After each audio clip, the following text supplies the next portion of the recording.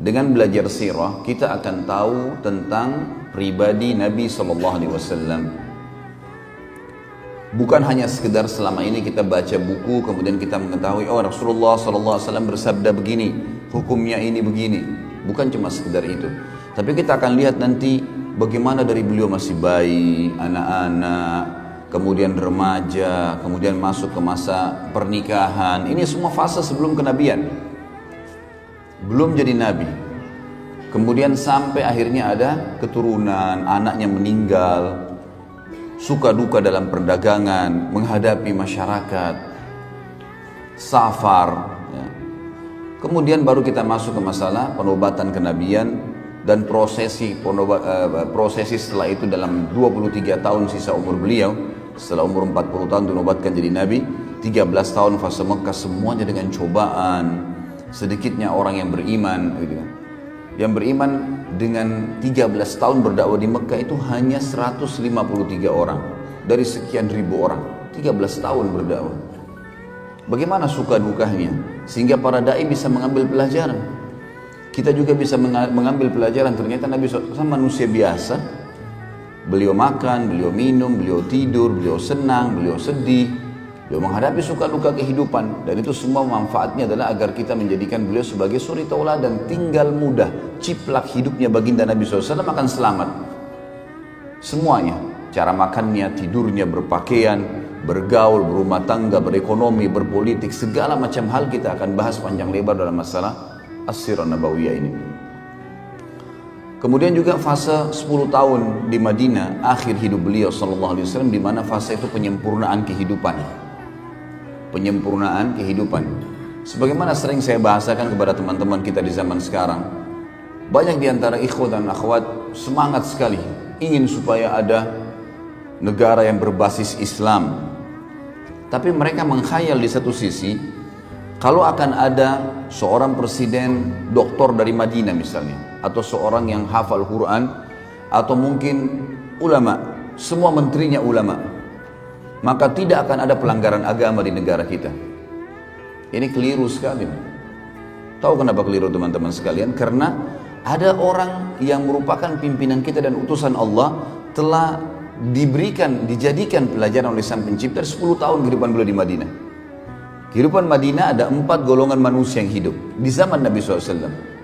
Yang pertama adalah orang-orang kafir. Kita tahu di Madinah ada 3 suku Yahudi. Qainuqa, Nadhir, dan Quraidah. Qainuqa, Nadhir, dan Quraidah. 3 suku ini yang sekarang banyak, di antaranya yang banyak menyebar di seluruh dunia termasuk di Israel. 3 suku ini Nabi SAW berinteraksi dengan mereka. Ada transaksi jual beli, ada juga transaksi utang piutang Nabi SAW dengan beberapa pendeta, ada dakwah Nabi SAW mengajak mereka masuk Islam. Setelah masuk Islamnya salah satu dari mereka namanya Abdullah bin Salam, nanti akan kita jelaskan semua itu. Kemudian kisah bagaimana pada saat kiprah beberapa orang Yahudi yang masuk Islam akhirnya terbunuh mati syahid di perang Uhud, yang banyak orang tidak mengetahui gitu kan. Kemudian juga bagaimana Nabi SAW akhirnya mengusir mereka dari Madinah karena pengkhianatan mereka. Maksudnya apa?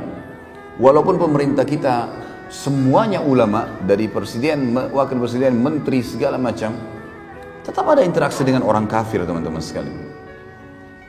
Ada orang kafir yang dikenal dengan kafir zimmi dan ada yang kafir harbi. Nanti akan saya jelaskan itu di poin setelahnya nanti, di poin mempelajari sirah dan bagaimana Nabi SAW bermuamalah dengan mereka.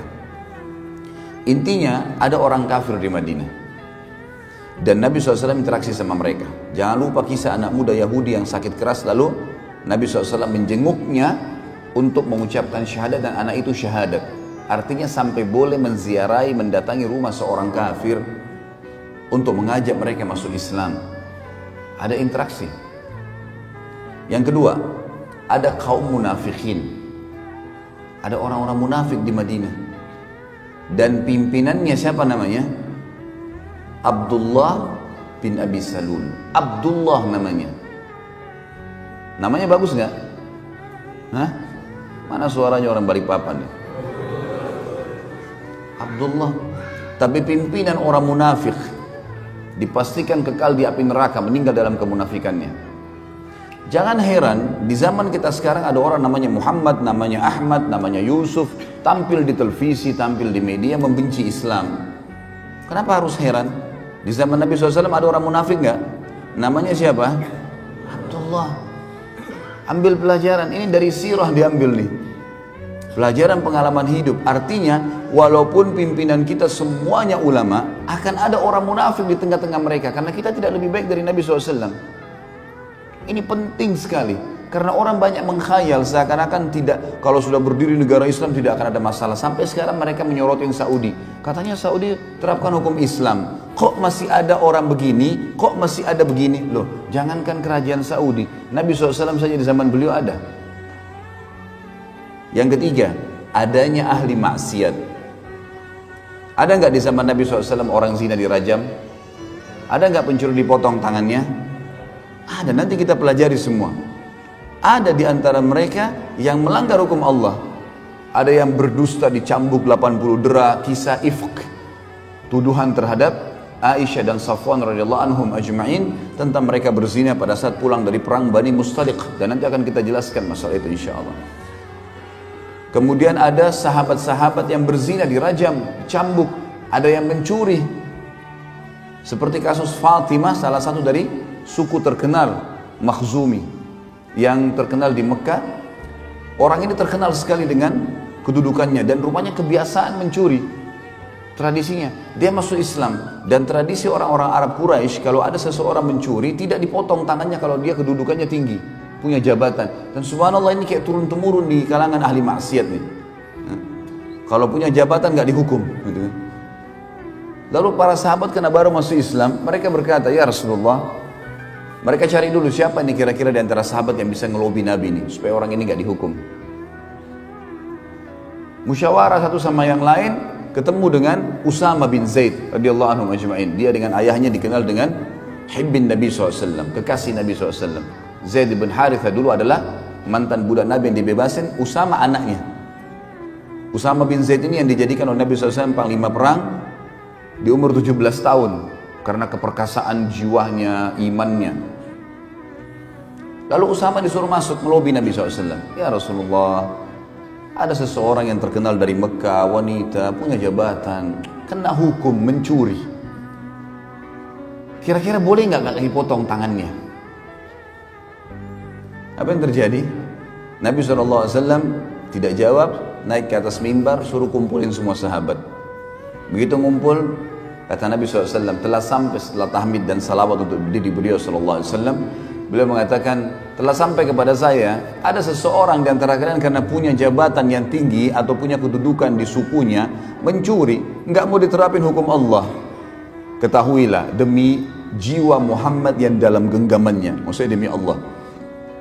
Kalau seandainya Fatimah binti Muhammad, jangankan Fatimah yang itu, Fatimah anak saya, anaknya Nabi, anaknya Raja Muslimin pada saat itu, mencuri, saya akan potong tangannya. Gak ada toleransi dalam Islam. Dipotong tangannya akhirnya. Ada sahabat yang berzina, ada sahabat yang mencuri, ada sahabat yang dusta. Ada di antara mereka. Artinya ada usatul mu'minin, ada ahli maksiat.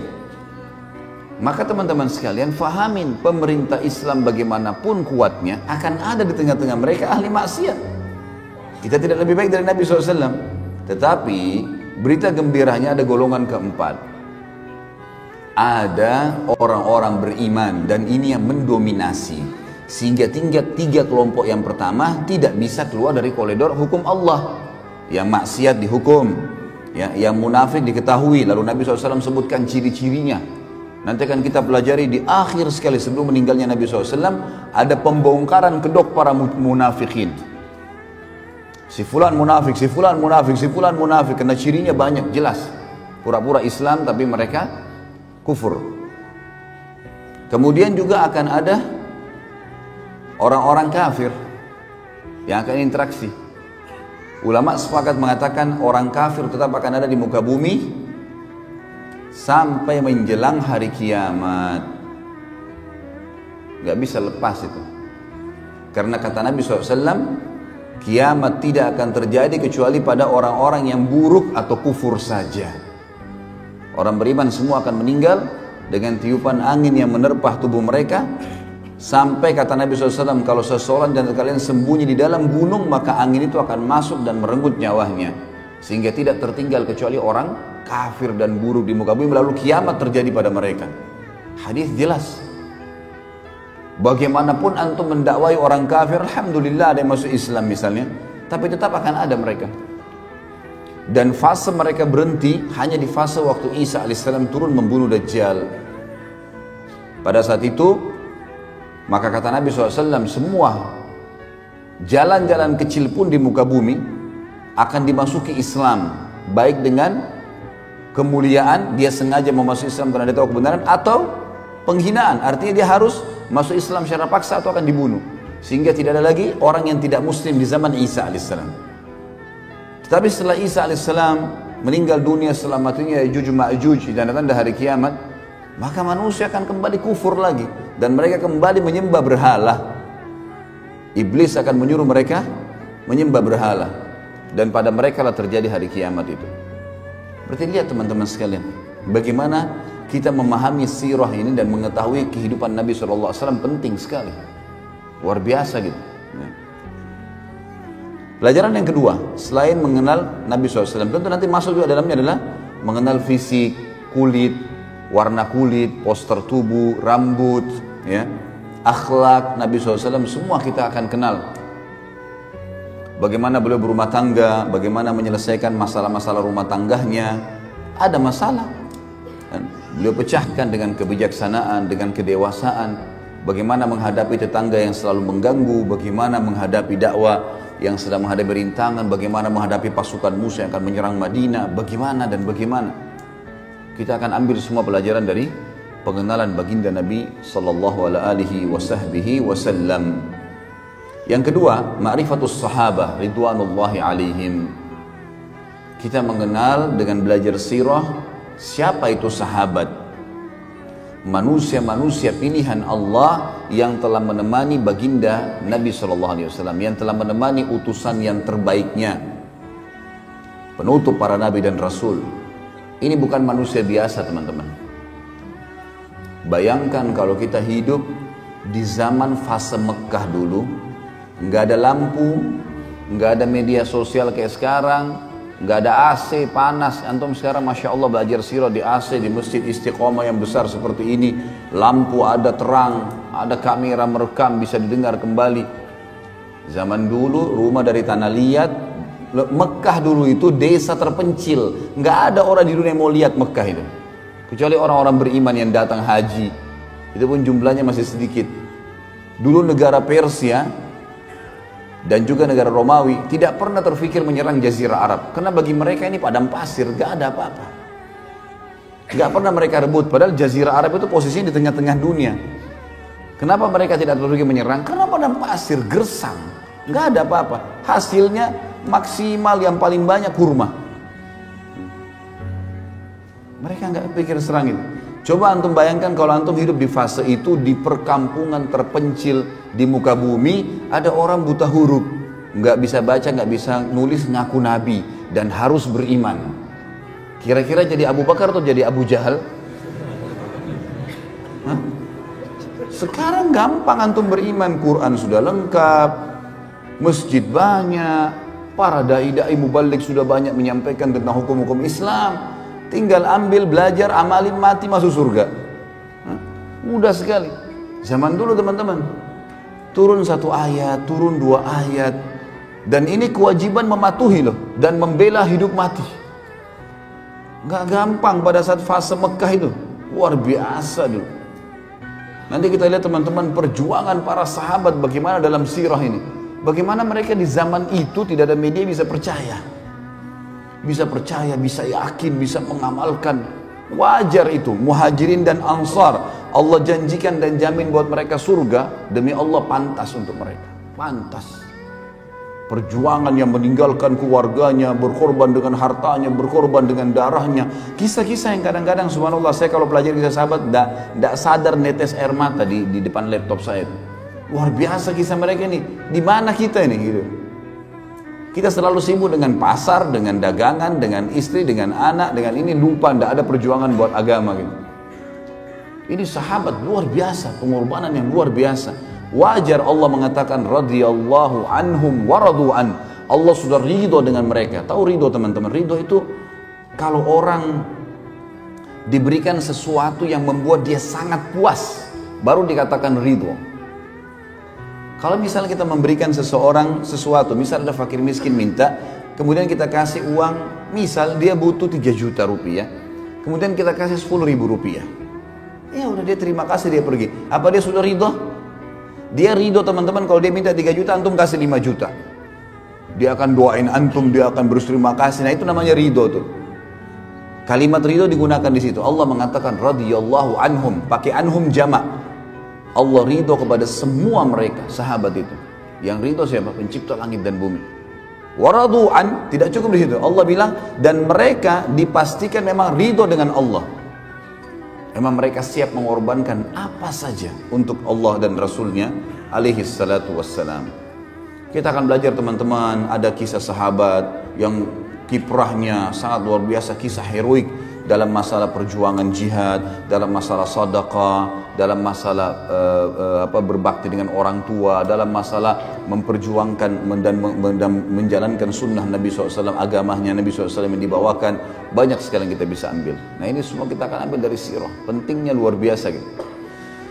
Yang ketiga, ma'rifatu sababun nuzulul Quran. Sababun nuzul Al-Quran, mengetahui dari sirah tentang sebab turunnya Al-Quran.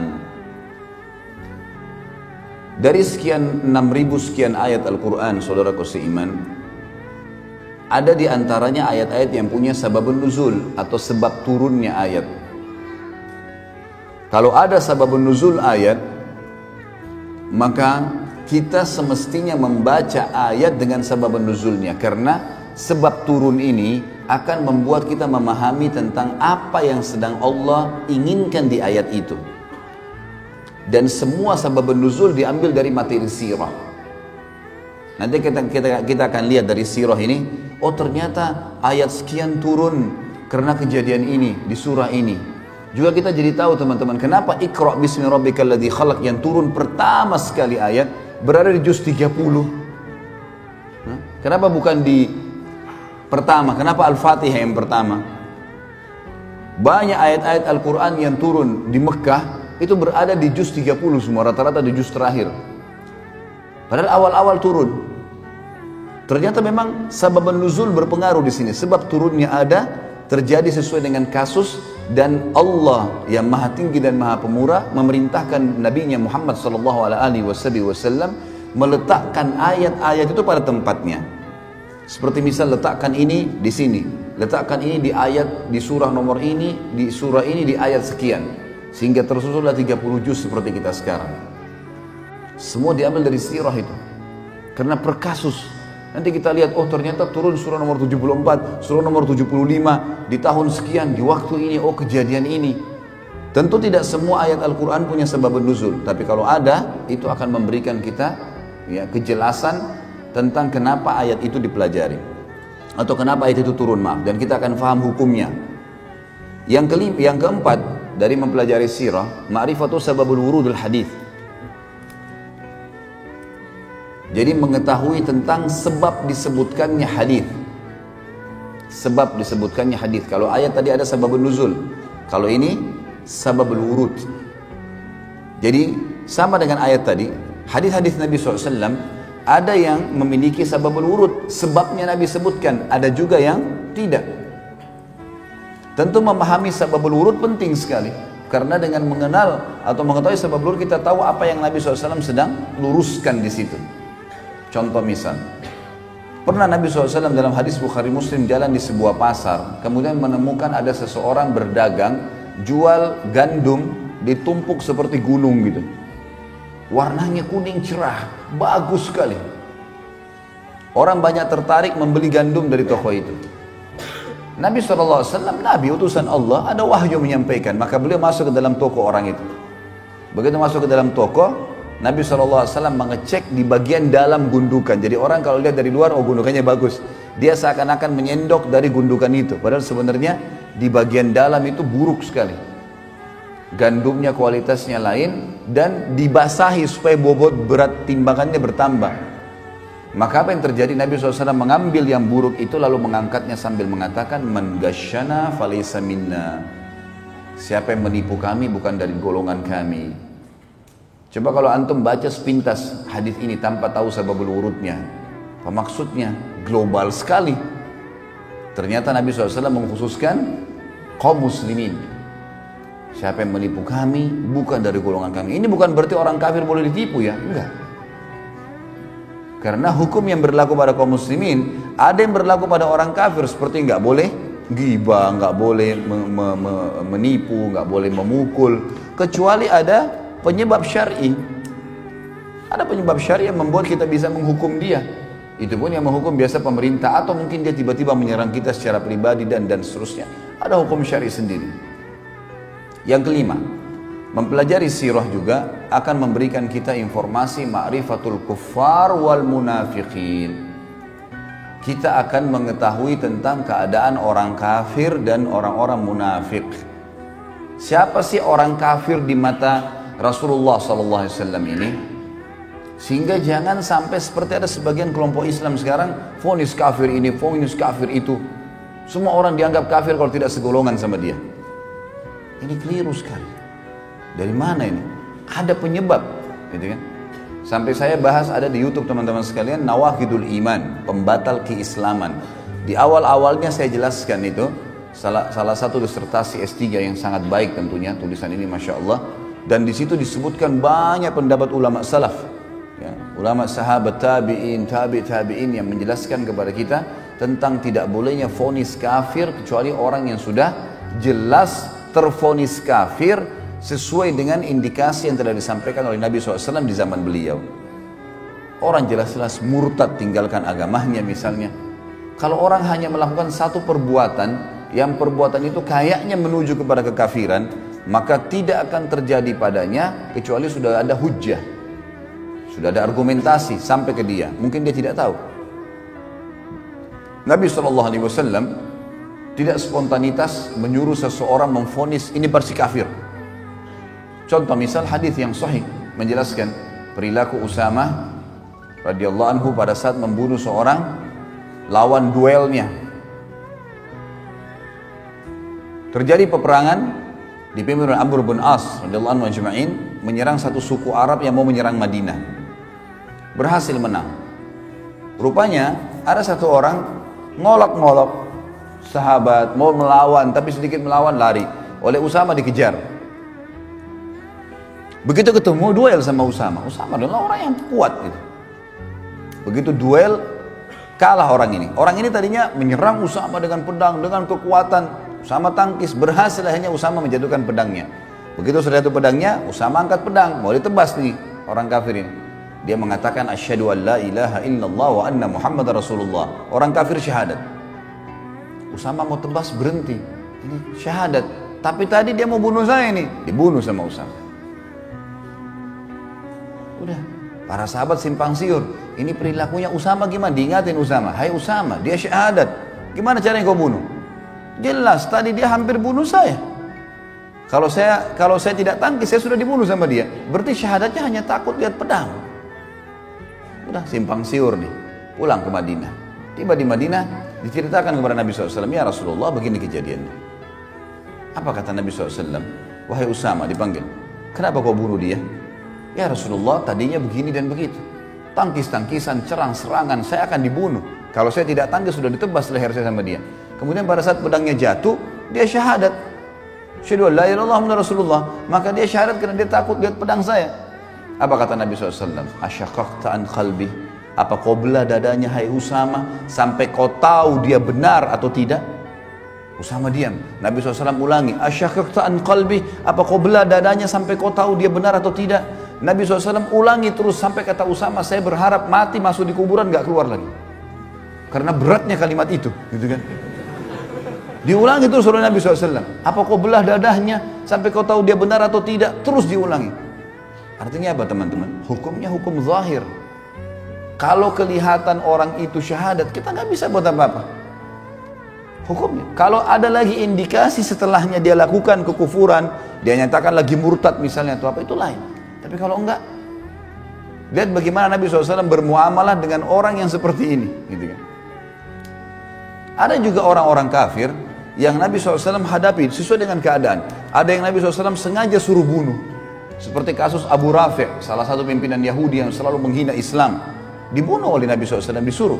Salah satu sahabat bernama Abdullah bin Abi Atiq radhiyallahu anhu pergi ke sana lalu membunuhnya, gitu kan.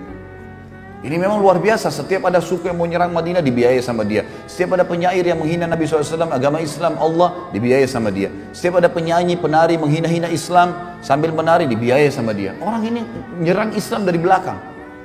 Nabi SAW mengatakan, siapa yang bisa mengamankan urusannya Abu Rafi' ini? Kata Abdullah bin Abi Atiq, saya Rasulullah. Maka kemudian dia pergi ke sana sama temannya beberapa orang, masuk ke benteng, berhasil membunuh Abu Rafi', gitu kan. Dan ini ada kisah sendiri, tentu nanti akan kita sampaikan insya Allah. Dan ini saya sampaikan juga di ceramah tentang salah satu judul ceramah itu Kekasihku Rasulullah, Aku Mencintaimu, gitu kan. Yang baru tablik akbar di Makassar dan di Surabaya kemarin, menjelaskan banyak mujizat Nabi SAW, diantaranya perilaku ya terbunuhnya Abu Rafi' ini ada ibrah dan pelajaran yang besar, gitu. Jadi ada orang-orang munafik yang dihadapi dengan cara dibunuh, ada orang-orang munafik, ada orang kafir dihadapi dengan cara bunuh, ada orang kafir dihadapi dengan cara didakwahi, ada orang kafir dihadapi dengan cara ya diterima zahirnya dan seterusnya. Ada ajaran dari Nabi SAW. Begitu juga orang munafik. Jangan teman-teman, begitu kita tahu orang ini mungkin indikasi kemunafikan ada padanya, kan Nabi SAW mengatakan ya, tanda-tanda orang munafik 3, riwayatnya dikatakan 4 sampai dia meninggalkannya baru hilang sifat kemunafikan. Kalau dia berkata selalu dusta, kalau dia diberikan amanah berkhianat, kalau dia berjanji dia ingkari, dan yang keempat adalah kalau dia berdebat maka dia curang. Sekarang berapa banyak orang Islam di Indonesia yang cirinya 4 ini ada semua padanya? Hah? Saya nggak bilang di masjid ini ya, banyak orang. Ada orang subhanallah tiap hari dusta. Udah kayak nggak ada nilainya. Cuma kita sulit bedain mana yang benar, mana yang salah nih. Makanan dusta, pakaian dusta, kerja dusta, semua dusta. Apa yang bisa dipercaya nih? Sama istrinya, sama suaminya dusta terus. Apa ini? Tanda-tanda kemunafikan. Tapi bagaimana caranya kita vonis dan bagaimana bermuamalah? Kan kata Nabi SAW, pastikan dia munafik tulen sampai dia tinggalkan. Berarti ada jalan keluar. Kalau dia taubat, dia tinggalkan, keluar dari munafikan, gitu kan? Dan Islam tidak pernah melihat masa lalu seseorang. Ada di antara nanti orang-orang yang tadinya munafik, kemudian masuk iman dalam hatinya lalu pindah, betul-betul dia menjadi seorang mukmin. Ada. Nanti akan kita jelaskan juga dalam sirah. Bagaimana Nabi SAW bermuamalah dengan mereka? Waktu tersebar berita ifk, kedustaan bahwasanya Aisyah radhiyallahu berzina dengan Safwan, maka semua orang tahu penyebabnya Abdullah bin Abi Salul. Nanti ada ceritanya, unik sekali ceritanya itu. Maka begitu Nabi SAW sudah tahu, yang paling pertama berdiri Umar bin Khattab mengatakannya, Rasulullah izinkan saya tebas lehernya, bunuh aja orang ini, munafik. Dan Umar selalu setiap ada orang melanggar depan Nabi, ya Rasulullah izinkan, Anda izinkan hilang kepalanya orang ini. Luar biasa kalau Umar hidup zaman sekarang, wah banyak sekali kepala yang hilang gitu. Apa kata Nabi SAW? Tidak, hai Umar, jangan sampai orang-orang ngomong Muhammad membunuh orang-orang yang hidup seakan-akan jadi sahabatnya gitu. Seperti ini munafik, jelas-jelas munafik, Nabi SAW tahu. Tapi kan dia berbaur dengan muslimin, seakan-akan dia bagian dari sahabat. Jangan sampai orang berkata Muhammad bunuh sahabatnya. Sampai tersebar di setiap musuh Nabi SAW. Ayo, orang-orang Yahudi biasa bilang kalau sudah terdesak kita masuk Islam saja, karena Muhammad gak mungkin bunuh sahabatnya. Sampai tersebar itu sebuah konsep. Berarti ada cara menghadapi orang munafikin. Dakwahi, sampaikan. Bukan seperti orang kafir, misalnya ada yang dibunuh, nggak ada. Kecuali ada penyebab-penyebab syarikat, dia berzina, dirajam, atau dia misalnya membunuh maka dia dibunuh dan seterusnya. Jadi ada metode cara menghadapinya, dan sirah mengajar kita dengan sangat detail. Bahkan kejadian di zaman Nabi SAW per individu, gitu kan. Serta pelajaran yang luar biasa teman-teman sekalian adalah Islam tidak pernah melihat masa lalu seseorang. Ini kalau teman-teman ikuti ceramah di YouTube ada judul yang saya angkat, iya inilah aku sekarang. Dakwah atau sebuah ceramah yang semoga Allah SWT ikhlaskan. Ini tujuannya untuk memberikan motivasi kepada ikhwah dan akhwat yang berubah. Gak ada aibnya. Dulu pezina, dulu pemabuk, dulu perjudi, dulu kafir, dulu memerangi Islam. Tapi setelah syahadat, selesai semua. Karena Islam tidak membenci individu seseorang. Yang dibenci adalah perilaku yang salah. Umar bin Khattab dulu benci sekali sama Islam. Umar bin Khattab itu kalau keluar, khusus keluar dari rumahnya waktu di Mekah untuk nyiksa kaum muslimin. Khusus. Keluar ganggu, pukul orang, siksa orang muslimin. Sampai waktu itu tersebar berita, kalau Umar kemungkinan masuk Islam. Kata beberapa sahabat apa? Kalau Umar syahadat, unta juga bisa syahadat. Kayaknya mustahil gitu, gak mungkin. Tapi dia setelah syahadat, Islam gak lihat lagi masa lalunya. Umar yang mengaku dan mengatakan saya seorang khamar, orang yang suka minum khamar, dan khamar banyak sahabatnya kan? Khamar itu banyak relasinya selalu ke khamar, zina, macam-macam judi. Memang perilakunya satu sahabat semua itu. Sama antum kalau hadir majelis ilmu, sahabatnya masjid, ya, sahabatnya Quran, sahabatnya kitab, memang begitu. Itu sahabatnya. Jadi kita kena satu sahabatnya, kena semua itu.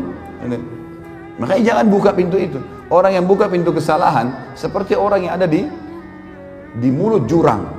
Jangan coba-coba, sekali tergelincir susah keluar. Kecuali mendaki, susah. Maka jangan coba-coba. Sementara keimanan dan jalan amal soleh ini semuanya jalan lurus, enak. Jalan mulus sampai mati, nikmatin makan, minum, tidur segala macam. Setelah itu mati masuk surga, abadi selamanya. Jadi ada metode menghadapi mereka. Dan yang terakhir teman-teman yang kena mempelajari sirah adalah ma'rifatu dinul haniful Islam. Mengetahui tentang agama yang mulia Islam ini. Dari awal kisahnya. Dari awal turun wahyu pertama, wahyu yang kedua, yang ketiga, bertahap selama 23 tahun. Itu yang kita pelajari dalam sirah. Bagaimana proses agama Islam dari nol sampai akhirnya menjadi agama sekarang yang terbesar pengikutnya. Kalau orang betul-betul yang menganut Islam ini teman-teman sekalian karena dalam hatinya, dia tidak akan tinggalkan sampai mati. Karena dia sudah tahu ini kebenaran. Nah, kita akan lihat nanti historinya 23 tahun semuanya bagaimana Islam itu sempurna. Inilah kurang lebih 6 poin manfaat mempelajari sirah. Tentu kalau ada poin-poin lain mungkin keterbatasan saya sebagai manusia biasa. Saya cuma menyusun di tulisan saya 6 poin ini. Dan insya Allah mudah-mudahan ini sudah, saya berharap dengan izin Sang Pencipta Allah yang Maha Pemurah untuk menjadikannya sebuah poin yang sudah menjadi pelajaran buat kita dan cukup untuk membuat kita ya termotivasi untuk mempelajari sirah dan juga menganggap atau mengetahui dan menyadari sirah itu sangat penting. Kemudian kita masuk teman-teman ke sirah kita. Tentu saya tidak akan memulai dari sejarah Nabi Muhammad SAW. Saya akan jauh memulai sebelumnya. Kita akan mulai dari sejarah Mekah. Dari mana asalnya kota ini? Dulunya tidak ada di situ apa-apa. Padang pasir, lembah. Kemudian kita akan masuk ke kisah kota Mekah, kisah Zamzam, kisah pembangunan Ka'bah. Ada poin di situ. Kemudian ada masuk Islam, masuknya agama Yahudi di Jazirah Arab. Kemudian masuknya agama Nasrani di Jazirah Arab. Kenapa ada orang Arab tapi beragama seperti agama Yahudi? Kenapa ada orang Arab tapi agamanya seperti agama Nasrani? Orang-orang Arab tapi Nasrani sampai sekarang di Syria, di mana-mana ada. Kok bisa? Gitu kan? Maka ada nanti kisah-kisah bagaimana masuknya dua agama propertis ini ke Jazirah Arab. Kemudian kita akan jelaskan juga ada kisah pasukan gajah, Abraha, siapa itu Abraha, dari mana dia, kisahnya bagaimana dia masuk ke Yaman, bagaimana, kenapa dia termotivasi menyerang Ka'bah, kejadian yang terjadi setelahnya, pelajaran-pelajaran besar yang kita ambil. Kemudian kita akan belajar tentang berkuasanya pemerintah negeri Faris di Yaman. Ini kurang lebih subjudul 1, jadi poin A di tulisan saya. Satu persatu akan kita bahas tentunya. Ini mungkin butuh beberapa kali pertemuan tentunya. Dan nanti akan ada lanjutan poin B-nya tentang masalah fase lahirnya Nabi SAW, kejadian-kejadian sebelum beliau lahir, tanda-tanda pada saat beliau lahir, apa saja, kemudian masa kecilnya, masa bayi, masa anak-anak, kasus masalah menyusui dengan Halimah Sa'diyah dan seterusnya, pelajaran-pelajaran yang kita ambil dari situ sampai masa beliau masuk menikah dengan Khadijah, dengan proses perdagangan dan seterusnya, kemudian interaksi dengan manusia, penyampaian tentang beberapa pendeta-pendeta Nasrani tentang kebenaran risalah beliau sebelum beliau menjadi nabi. Kemudian baru masuk fase kenabian, baru kemudian masuk masalah fase kenabian dan segala macam hal yang lengkap berhubungan dengan masalah itu, perjuangan Nabi SAW di Mekah, peperangannya setelah di Madinah dan seterusnya sampai akhirnya ditutup dengan meninggalnya baginda Nabi sallallahu alaihi wasallam. Baik, kita akan masuk teman-teman sekalian kisah kota Mekah dan kisah Zamzam serta pembangunan Ka'bah. Tentu kita akan mulai dari manusia terbaik yang dikenal juga manusia yang terbaik di kalangan manusia, tapi di kalangan para nabi tentunya, walaupun beliau adalah kakek kesekian Nabi SAW, tetap saja Nabi SAW manusia terbaik ya. Karena beliau mengatakan, Nabi SAW mengatakan, ana sayyidu walad Adam yaumal qiyamah, saya pimpinan anak Adam pada hari kiamat, wala fakhr, dan tidak ada kesombongan di situ. Berarti walaupun ya, Ibrahim alaihissalam yang akan kita sebutkan kisahnya, kakek kesekian Nabi SAW, juga tetap saja beliau terbaik di kalangan semua manusia karena dikenal dengan Khalil. Tetapi Nabi SAW tetap walaupun cucu kesekian adalah lebih baik di posisi ya di sisi Allah SWT daripada ayah atau kakeknya kesekian ini. Ibrahim alaihissalam manusia yang luar biasa, manusia yang Allah Subhanahu wa taala berikan julukan nulisan nabinya Muhammad SAW dengan Abul Anbiya, ayahnya para nabi-nabi, karena memang kisahnya akan kita lihat tentunya dengan dua orang istri yang dimiliki oleh Ibrahim alaihissalam. Namun sebelumnya saya akan mulai dulu dengan Ibrahim alaihissalam ini. Di masa kecilnya lahirlah Ibrahim alaihissalam dari dua orang tua, tapi yang disebutkan di dalam Al-Quran nama ayahnya Azar. Di zaman itu beliau lahir di Babilonia, dan Ibrahim alaihissalam dari suku asli Babilonia. Babilonia adalah suku nama kota di Irak, dan ini ada sukunya sendiri. Suku ini teman-teman bukan orang Arab, karena waktu itu orang Arab di zaman Ibrahim alaihissalam cuma ada di satu tempat, mereka belum menyebar. Adanya suku Arab di Mekah, adanya di Yaman, belum menyebar. Jadi memang setiap wilayah ada suku-suku sendiri. Babilonia ada sukunya, dan Ibrahim alaihissalam pada saat itu lahir di satu malam, satu sore hari menjelang maghrib, menjelang malam, di hari tepatnya di mana Namrud, raja pada saat itu, mengaku sebagai Tuhan. Ayah Namrud meninggal, kemudian Namrud dinobatkan jadi raja. Tiba-tiba dia mengeluarkan sebuah informasi kalau dia adalah Tuhan, dan siapapun yang mengakui itu boleh mendapatkan apa saja yang dia minta. Apa saja yang dia minta, minta harta, minta emas, minta tanah, minta apa saja dikasih. Maka orang berbondong-bondong banyak yang menyetujui masalah itu. Apalagi pada saat itu di Babilonia tidak ada seorang rasul, tidak ada nabi gitu. Pada saat lahirnya Ibrahim alaihissalam ini, Namrud pada malam harinya mimpi. Dia mimpi melihat kerajaannya hancur, terbakar sana sini. Lalu dia bangunkan semua penasehat-penasehatnya. Malam itu juga waktu dia ngaku sebagai Tuhan tuh. Apa takwil mimpi ini? Kok bisa saya mimpi seperti ini? Mereka semua angkat tangan mengatakan kami gak tahu. Sampai ada satu orang yang akhirnya mengatakan, wahai Namrud, kemungkinan malam ini di Babilonia ada anak yang lahir laki-laki yang akan menghancurkan kerajaan Anda. Namrud lalu mengeluarkan sebuah instruksi yang aneh. Dia mengatakan kalau begitu semua anak laki-laki yang lahir di negeri ini malam ini bunuh. Azar, salah satu penasihat Namrud, ahli membuat patung, datang di istana Namrud. Kemudian dia tahu informasi atau instruksi Namrud ini, dan dia tahu istrinya baru melahirkan malam itu, sore itu Ibrahim alaihissalam. Maka datanglah Azar ke rumahnya mengatakan kepada istrinya, bawalah Ibrahim ini ke hutan supaya Namrud tidak membunuhnya. Ringkas cerita, dibawalah Ibrahim alaihissalam ke sana. Kemudian setelah dibawa teman-teman sekalian ke hutan, berjalan waktu itu umur Namrud sekitar 30 tahun. Terus saja Namrud mengumandangkan tentang masalah dia Tuhan dan terus saja gitu kan. Sampai umur dia 40 tahun. Maaf, sampai umur dia 70 tahun. Dan pada saat itu Ibrahim alaihissalam berumur 40 tahun, dinobatkan jadi nabi. Pergilah Ibrahim alaihissalam waktu diutus, hari pertama diutus oleh Allah sang pencipta menjadi nabi. Dengan cara umum tentunya, setiap nabi-nabi biasanya didatangi oleh Jibril alaihissalam. Kemudian mengatakan, kalau kau adalah utusan Allah, lalu diberikanlah firman-firman Allah kepadanya. Ibrahim alaihissalam pada saat itu, saudaraku seiman, datang ke tempat ibadahnya masyarakat Babilonia. Ada sebuah kuil besar dibuat. Kemudian Ibrahim alaihissalam berkata kepada orang-orang di sekitarnya pada saat dia masuk ke tempat ibadah itu, yang mereka lagi kebetulan duduk di situ. Kemudian mereka melihat ya, atau memberikan sesajen, memberikan segala macam. Ibrahim alaihissalam ada riwayatnya yang mengatakan sebelum tiba di tempat ibadah itu ada banyak patung-patung di pinggir jalan. Kemudian dia berkata kepada patung-patung di pinggir jalan itu, kenapa kamu dianggap sebagai Tuhan? Lalu tidak ada sautan.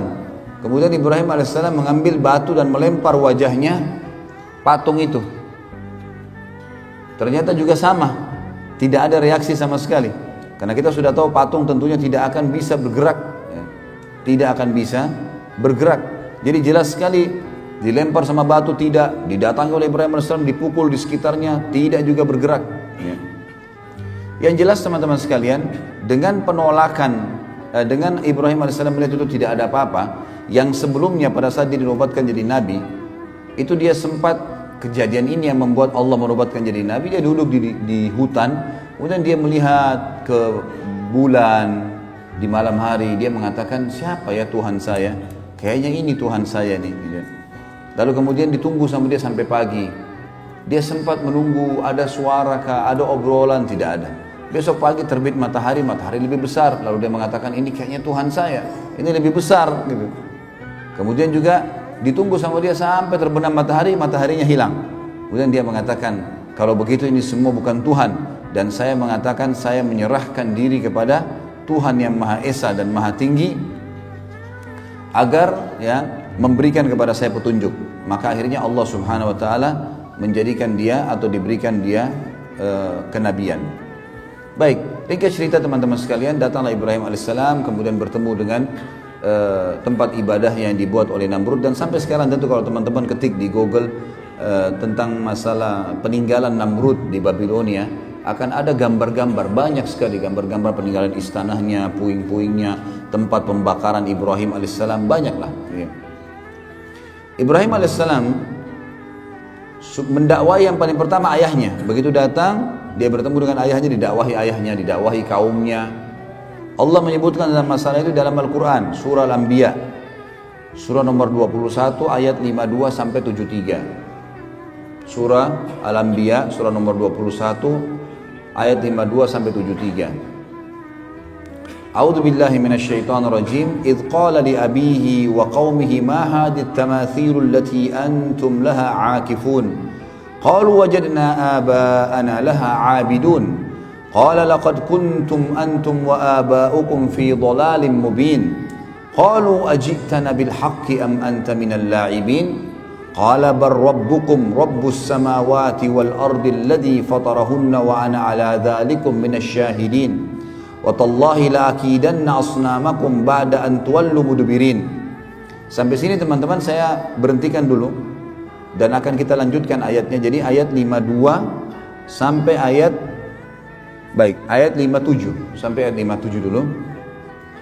Kurang lebih terjemahnya kata Ibrahim alaihissalam, ingatlah kata Allah ketika Ibrahim berkata kepada ayahnya dan kaumnya, apa nih patung-patung yang sedang kalian sembah?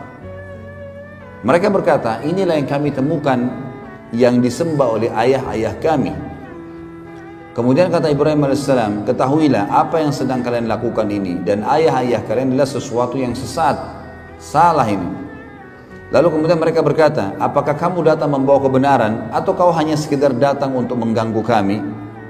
Maka Nabi Ibrahim AS mengatakan, Tuhan kalian adalah yang menciptakan seluruh langit dan bumi, pemiliknya, pengawasnya, pengurusnya, dan saya termasuk saksi atas itu. Saya akan memberikan kalian bukti-bukti, dan kalau kalian tidak mau percaya, maka saya akan menghancurkan dan melakukan tipu daya terhadap Tuhan-Tuhan kalian ini. Ceritanya adalah Ibrahim alaihissalam masuk menemui ayahnya bersama dengan kaumnya lagi masuk ke dalam sebuah ma'bad, sebuah tempat ibadah yang dibuat mirip dengan piramida Mesir, Fir'aun, tapi piramida agak mengerucut kotak ya, seperti kotak lah batu-batu itu. Kalau ini enggak manjang, kayak bangunan manjang ke belakang, sampai sekarang masih ada tentu. Tangganya banyak ke atas. Di atas itu ada sebuah ruangan itu ditaruh patung-patung yang banyak sekali. Gitu. Di antaranya patung Namrud. Dan mereka selalu tiap hari datang berikan sesajen, mohon-mohon, diberikanlah nama nih dewa api, dewa matahari, dewa bulan, dewa apalah, segala macam dewa-dewa nama mereka. Kemudian pada saat itu yang selalu membawa sesajen hanya orang penjaga kuil, tidak boleh yang lain. Kalau orang lain maka akan kualat. Ibrahim alaihissalam datang pada hari di mana beliau dinobatkan jadi nabi dan temukan ada ayahnya di situ bersama kaumnya sedang menyembah. Ibrahim alaihissalam langsung naik, kemudian mendekati patung yang memang pada saat itu dikasih tinggi, ditinggikan tempatnya, naik tangga, naik ke atas. Tidak ada yang berani naik ke atas sana, kecuali penjaga kuil saja. Karena keyakinan mereka kalau didekatin patung-patung ini maka akan kualat, akan putus kakinya, akan putus tangannya, akan stroke badannya, akan segala macam hal. Akhirnya Ibrahim alaihissalam datang kemudian mengajak ngobrol patung itu, mengatakan, hai yang dianggap Tuhan oleh masyarakat Babilonia, apa kau tidak marah pada saat Ibrahim AS mengambil sesuatu sesajen di situ? Maka tidak ada sautan. Saya mengambil sesajenmu. Orang semua lagi lihat. Lalu Ibrahim AS mengucapkan 2 kali sampai 3 kali tidak ada jawaban. Lalu diambil sedikit di situ potongan makanan lalu dilempar ke wajahnya patung itu. Jatuhlah ya buah atau makanan tersebut. Kemudian tidak ada sautan, karena tahu patung tidak akan bicara. Kata Ibrahim AS, hai yang dianggap Tuhan oleh masyarakat Babilonia, apa kau tidak bisa melawan saya? Kau tidak marah karena saya lempar kamu dengan sesajenmu sendiri? Gak ada sautan. 2 kali gak ada sautan, 3 kali gak ada sautan. Mungkin biar jutaan kali tidak akan ada sautan tentunya. Pindah ke patung kedua dilakukan hal yang sama. Patung ketiga, semua patung itu dihina oleh Ibrahim AS. Setelah itu Ibrahim AS setelah keliling dari sisi kanan ruangan sampai ke sisi kiri, lalu dia mengatakan, hai kaumku, lihat ini apa yang kalian sembah. Patung kalian susun sendiri, kalian pahat sendiri, kalian bentuk matanya, kalian bentuk hidungnya, kalian yang pikul diangkat sampai ke situ. Lalu kenapa kok diminta tolong dari patung-patung ini? Yang telah menciptakan adalah kalian, Tuhan kalian Allah yang menciptakan langit dan bumi. Maka mereka diam, mereka tidak mau. Lalu Ibrahim mengatakan, saya pasti akan lakukan tipu daya terhadap patung-patung kalian ini. Apa tipu daya Ibrahim? Ayat 5, 8-nya berlanjut. Faja'alahum juzadzan illa kabiran lahum la'allahum yarji'un. Qalu man fa'ala hadha bi'alihatina innahu laminadh zalimin. Qalu sami'na fatan yadhkuruhum yuqalu lahu Ibrahim. Qalu fa'tu bihi ala a'yunin nasi la'allahum yashhadun. Qalu a anta fa'alta hadha bi'alihatina ya Ibrahim? قال بل فعله كبيرهم هذا فاسألوهم إن كانوا ينطقون فرجعوا إلى أنفسهم فقالوا إنكم أنتم ظالمون ثم نكسوا على رؤوسهم لقد علمت ما هؤلاء ينطقون قال أفتعبدون من دون الله ما لا ينفعكم شيئا ولا يضركم أف لكم ولم تعبدون من دون الله أفلا تعقلون. Sampai sini teman-teman, sampai di ayat 67 ya. Ayat 67 saya terjemahkan dan saya hubungkan dengan kisahnya.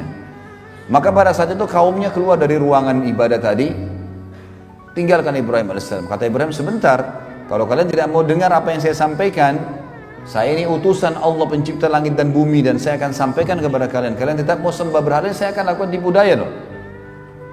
Mereka tinggalkan, tidak mau dengar Ibrahim AS. Sempat bimbang tapi mereka tinggalkan. Ibrahim AS keluar cari kampak dan masuk menghancurkan patung-patung itu. Dipotong kepalanya, potong tangannya, potong kakinya, dihancurin semuanya. Dan Ibrahim AS membiarkan patung yang paling besar, patungnya Namrud ada di tengah-tengah ruangan, enggak diganggu sama sekali. Tapi ada patung ular, patung singa, dipotong kepalanya, ditaruh di pahanya patung Namrud. Kampaknya juga ditaruh di tangannya patung Namrud. Maka besok pagi pada saat mereka mau beribadah lagi, mereka temukan tempat ibadah mereka hancur semuanya. Dan pada malam hari, pada saat Ibrahim AS menghancurkan, penjaga kuil ada. Tapi penjaga kuilnya ketakutan, karena dia sendiri yakin ini kualat, kalau dekatin patung itu kualat. Bisa stroke, bisa terpotong tangannya, apalagi hancurin ke Ibrahim. Ini luar biasa Nabi Ibrahim AS. Maka dia tidak berani buat apa-apa, takut dia. Besok pagi orang-orang yang menyembah ditanya dia, kenapa ini? Siapa yang buat ini? Penjaga kuilnya nyaut, yang tadi malam tuh Ibrahim, gitu kan? Itu yang Allah katakan di sini, kan? Maka Ibrahim menghancurkan semua, juzadzan illa kabira. Jadi memang Ibrahim AS menghancurkan lebur semuanya kecuali yang paling besar, patungnya Namrud, agar mereka sadar. Lalu mereka berkata, siapa yang buat ini kepada Tuhan-Tuhan kami? Penjaga kuil mengatakan, kami mendengar dan yang kami tahu adalah yang tadi malam itu, Fatan itu dianggap anak muda, ya, yang semalam, yang bernama Ibrahim. Maka mereka berkata, datangkanlah Ibrahim itu di depan orang-orang semuanya, agar mereka bisa menyaksikan dan mendengarkan argumentasinya, kenapa dihancurin. Maka begitu datang, mereka tanya, hai Ibrahim, apakah kau yang lakukan ini pada Tuhan-Tuhan kami? Maka Ibrahim berkata, bukan. Ibrahim mengatakan, qala bal fa'alahu kabiruhum. Kenapa tanya saya? Tanya patung yang paling besar itu yang pegang kampak, gitu kan. Tanya kalau dia bisa ngomong, gitu. Maka mereka kembali ke diri mereka sendiri, lalu mereka mengatakan, sesungguhnya kalianlah yang zalim. Setelah mereka dengar, pikir benar ya. Kata Ibrahim, coba lihat, kalau memang dia bisa buat apa-apa, maka dia yang melakukan. Kalau kalian yakin dia tidak bisa melakukan, lalu kenapa kalian menganggap dia sebagai Tuhan? Karena kebetulan waktu itu semua patung dewa ini, mereka anggap di bawah patungnya Namrud. Namrud adalah Tuhan, di atas Tuhan-Tuhan semuanya, paling kuat. Kemudian mereka kembali ke diri mereka, kata Allah. Setelah itu mereka, salah satu yang mengatakan, kayaknya kita yang zalim nih, kita yang salah. Kemudian mereka menundukkan kepala-kepala mereka, dan akhirnya Ibrahim menunggangi untuk berdakwah. Kata Ibrahim, bukankah kalian lihat patung-patung ini tidak bisa ngomong sama sekali? Tsumma nukisu ala ru'usim laqad alimta ma haula yantiqun. Kalian tahu ini tidak bisa ngomong sebenarnya. Kemudian Ibrahim mengatakan, apakah kalian menyembah selain daripada Allah yang tidak bisa memberikan manfaat dan mudarat kepada kalian sedikit pun? Sungguh kecelakaan dan terhina perbuatan kalian karena kalian menyembah selain Allah, sementara mereka, apakah kalian tidak berakal? Maka pada saat itu ada satu orang yang bilang, kayaknya Ibrahim ini harus kita laporkan ke Tuhan kita terbesar, Namrud. Kata Ibrahim, gak usah repot-repot, saya ke sana. Pagi hari, waktu itu sudah pagi. Namrud ini punya tradisi teman-teman sekalian, setiap pagi dia selalu duduk, setelah rapi, habis mandi, bersih segala, ada tirai yang ditaruh antara dia dengan pengikutnya, lalu diangkat tirai tersebut. Ternyata orang-orang begitu lihat dia sujud semua, lalu mengatakan, wahai Tuhan kami yang agung Namrud, gitu. Begitulah ceritanya. Maka pada saat itu teman-teman sekalian, Ibrahim AS masuk bersama bondong-bondong manusia. Begitu tiba di dalam, semua orang diangkat tirai, semua orang sujud kepada Namrud kecuali Ibrahim AS. 40 tahun Namrud disujuti dan tidak pernah ada orang bangkang kecuali pada saat itu. Namrud tanya, siapa kamu ini? Kok bisanya kau tidak sujud dengan saya? Ibrahim AS utusan Allah. Dia nggak pakai ngomong, bukan mengatakan hai Raja Namrud, apalagi Tuhan Namrud, gitu kan. Panggil namanya, hai Namrud. Belum pernah ada orang berani panggil Namrud begini, gitu. Semua orang yang lagi sujud angkat kepalanya. Ini unik ini, tidak pernah ada orang begini. Dia mengatakan, wahai Namrud, dari mana kau ngaku Tuhan? Kamu manusia biasa seperti saya, seperti kami semua, punya dua mata, punya dua tangan, punya dua kaki. Kamu juga sama dengan kami, lahir dari bayi, anak-anak, remaja, tua. Seperti sekarang kau juga akan mati. Yang menghidupkan dan mematikan adalah Allah, Tuhanku dan Tuhanmu, dan Tuhan semuanya. Namrud waktu itu tidak mau kalah. Namrud mengatakan, baiklah Ibrahim, kalau kau ngaku Tuhanmu itu bisa menghidupkan, mematikan, saya juga bisa.